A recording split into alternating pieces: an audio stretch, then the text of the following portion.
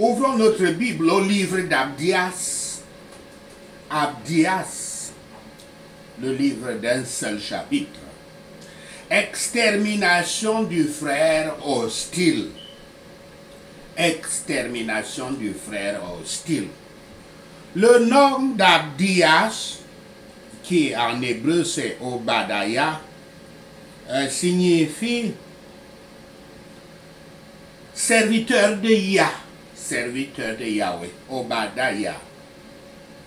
On ne sait rien de plus sur ce prophète que ce petit livre, le plus court de l'Ancien Testament, contenant sa prophétie.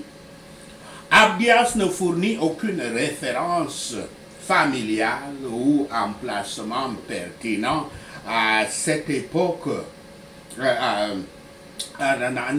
emplacement pertinent ni une référence familiale susceptible d'éclairer les lecteurs sur sa biographie. Même son nom était courant à cette époque. Au moins une douzaine d'hommes de l'Ancien Testament s'appellent Abdias, Obadiah. Abdias a un seul but écrit: porter le message de jugement de Yahweh au peuple d'Édom, les descendants des sceaux qui avaient toujours été hostiles aux descendants de Jacob, le frère des sceaux. Le sentiment d'orgueil profondément enraciné de la nation d'Édom, entraînera sa chute certaine. Abdias est un livre de prophétie contre la nation d'Édom. Son bref message a de nombreuses implications, bien au-delà de sa pertinence pour Édom. Ce pays avait envahi et pillé Jérusalem au moins 4 fois. Alors Abdias a annoncé le jugement de Yahweh contre eux et a prophétisé que leur royaume serait détruit. Abdias donne un avertissement à quiconque croit à tort que le péché passera inaperçu et impuni.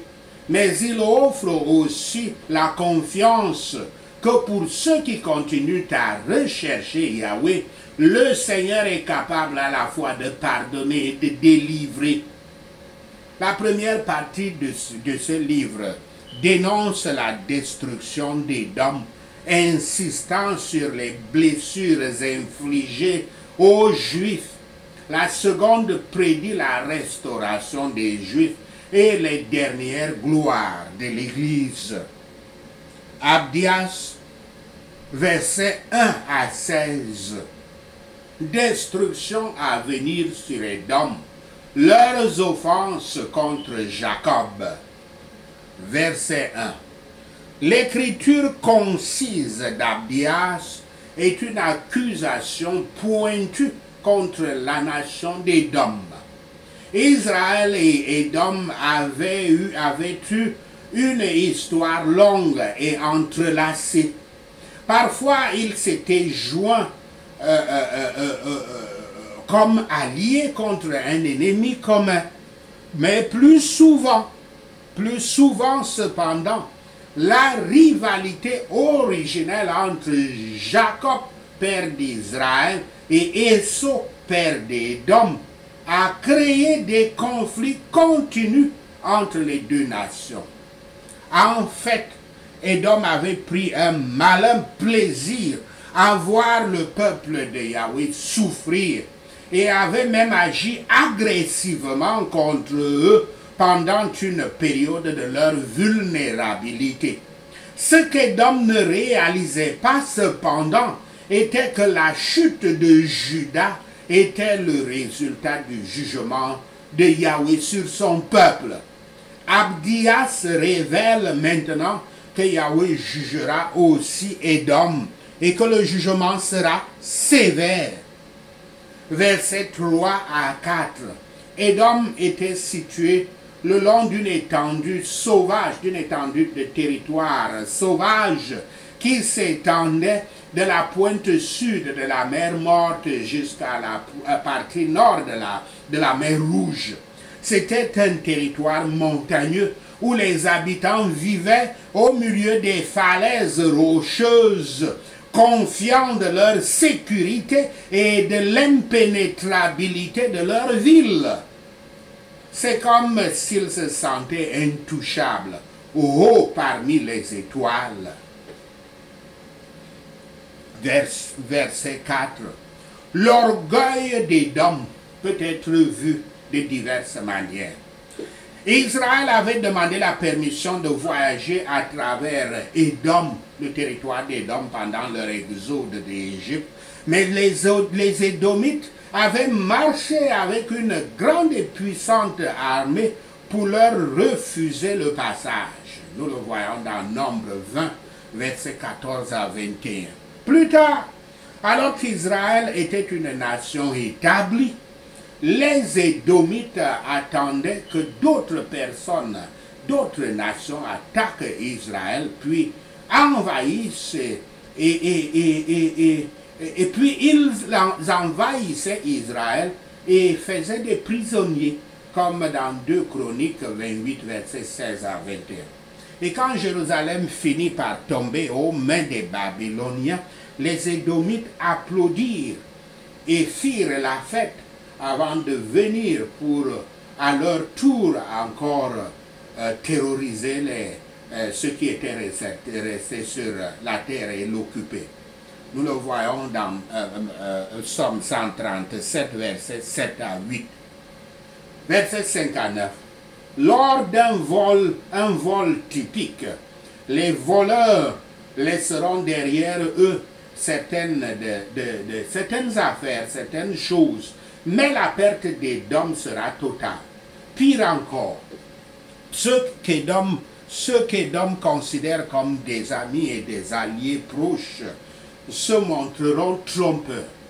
Les gens même en qui ils ont assez confiance pour s'asseoir autour de la table avec et partager un repas, les détruiront avec une trahison alarmante. La sagesse de la puissance des descendants les plus accomplis des Sceaux ne suffiront pas à anticiper ce trouble et à délivrer leurs compatriotes d'un massacre horrible. Versets 10 à 14. Quand les non-croyants observent le peuple de Yahweh qui subit une période de discipline corrective, ils peuvent percevoir, ils peuvent plutôt comprendre par là que Yahweh n'a aucun amour permanent pour ceux qui l'adorent. Mais il n'est jamais sage de se réjouir de ceux que le Seigneur a appelés sa possession spéciale. Il se lèvera pour eux le jour où il viendra juger et portera sur la tête de leurs ennemis la vengeance même que ces gens ont recherchée pour eux-mêmes. Édom apprendra cette leçon trop tard, car les gens se retrouvent couverts de honte et détruits, et c'est là où il découvrira cela. Verset 15. Yahshua enseignera plus tard que nous devrions traiter les autres comme nous voulons être traités dans Matthieu 7, verset 12. Le prophète Abdias enregistre une torsion de cette vérité, déclarant que comme Édom avait traité le peuple de Yahweh, Édom sera de même traité. Cette prophétie est contre Édom, donc. Sa destruction semble avoir été typique comme le rejet de leur père Ésaü, et se réfère à la destruction des ennemis de l'Église évangélique. À voir la prédiction du succès de cette guerre, Édom sera gâté et renversé, c'est-à-dire détruit. Tous les ennemis de l'Église de Yahweh seront déçus des choses sur lesquelles ils se reposent. Yahweh peut facilement faire tomber ceux qui se magnifient et s'exalte, et il le fera. La sécurité charnelle mûrit les gens pour la ruine et rend la ruine pire quand elle vient. Les trésors sur la terre ne peuvent pas être si sûrs, car les voleurs peuvent percer et voler. C'est dans notre sagesse de nous procurer des trésors dans les cieux. Ceux qui font confiance à leur chair l'arment contre eux-mêmes. Le Dieu de notre alliance ne nous trompera jamais. Mais si nous faisons confiance aux hommes avec lesquels nous nous unissons, cela peut se révéler à nous comme une plaie et un déshonneur, comme une peste. Yahweh déniera justement ceux qui comprennent pour garder hors de danger ceux qui n'utilisent pas leur compréhension pour se tenir à l'écart du péché. Toute violence, toute injustice est un péché. Mais cela rend la violence bien pire si elle est faite contre le peuple de Yahweh. Leur conduite barbare envers Juda et Jérusalem leur est imposée. En réfléchissant à nous-mêmes, en nous réexaminant nous-mêmes, il est bon de considérer ce que nous aurions dû faire. Comparer notre pratique, notre pratique avec la règle de l'Écriture, le commandement, les paroles de la loi de Moïse, les commandements de la loi de Moïse et des prophètes. Le péché ainsi considéré dans la coupe du commandement apparaîtra extrêmement pécheur, si on peut ainsi dire. Ceux qui sont des spéculateurs oisifs des problèmes de leurs voisins, lorsqu'ils sont capables d'être des aides actifs, ont beaucoup à répondre. Ceux qui pensent se rendre riches par la ruine du peuple de Yahweh se font pauvres. Et ceux qui appellent tout ce qui leur appartient, et ils appellent tout que ça leur appartient, sur lesquels ils peuvent mettre. Ceux qui appellent tout ce sur quoi ils peuvent mettre la main comme leur propriété, qu'ils appellent leur propriété, en un jour de calamité, se trompent eux-mêmes. Bien que le jugement commence à la maison de Yahweh, il ne s'arrêtera pas là. Que les croyants tristes et les oppresseurs insolents sachent que les troubles des justes finiront bientôt, mais que les troubles des méchants seront éternels.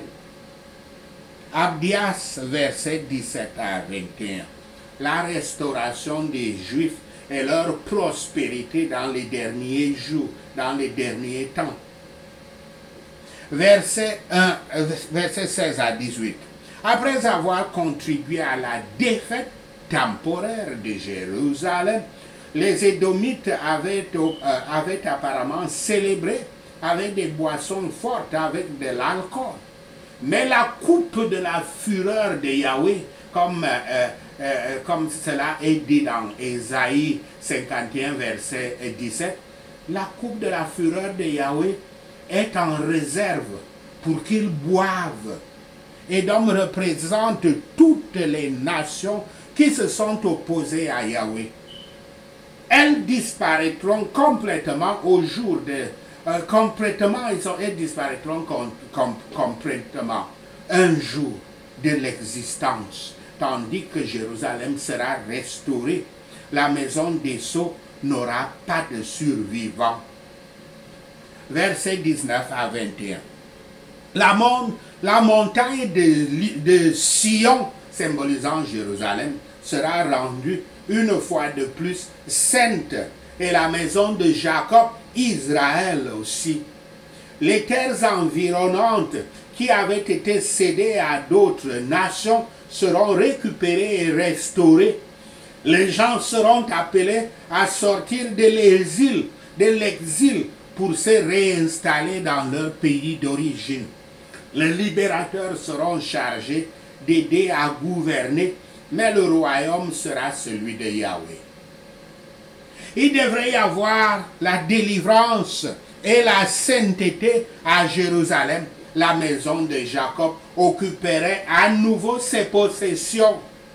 Une grande partie de cette prophétie a été accomplie lorsque les Juifs étaient retournés dans leur propre pays de Babylone, venant de Babylone. Mais le salut et la sainteté de l'Évangile, sa proclamation et la conversion des gentils semblent également être prophétisés, en particulier la restauration d'Israël, la destruction de l'Antéchrist et l'état prospère de l'Église à laquelle tous les prophètes portent témoin. Quand le Christ sera venu, et pas avant, le royaume deviendra celui de Yahweh au plein sens du terme. Car quiconque s'élève contre le Seigneur ne prospérera pas, et ils seront tous détruits. Ainsi, nul parmi ceux qui s'attendent qui attendent Yahweh et qui se confient en lui ne sera jamais consterné. Béni soit le divin Sauveur et le juge sur le mont Sion. Sa parole sera une saveur de vie jusqu'à la vie éternelle, tandis qu'elle juge et condamne les incroyants obstinés. Sachez ceci, et le Seigneur Yahweh vous bénira. Prions ces points de prière, prions, nous basant sur Abdias. Levons-nous, allons pour la bataille contre la nation du frère hostile, au nom de Yahshua le Messie. Toi, ce frère hostile est ta nation. Yahweh te rend petit parmi les nations. Tu es totalement méprisé au nom de Yahshua le Messie. L'orgueil de ton cœur t'a trompé, nation frère. Toi qui vis dans les fentes des rochers et qui penses que tu es intouchable, au nom de Yahshua le Messie, je prie. L'orgueil de ton père t'a trompé, nation frère.